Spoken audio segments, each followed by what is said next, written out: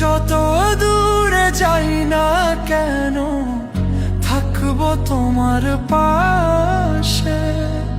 যেমন করে শিশির ফোঁটা জড়িয়ে থাকে ঘাসে, ছায়ার মতো থাকবো আমি, ছায়ার মতো থাকবো আমি শুধু তার পাশে। যদি বলে সে আমায় সত্যি ভালোবাসে, যদি বলে সে আমায় সত্যি ভালোবাসে।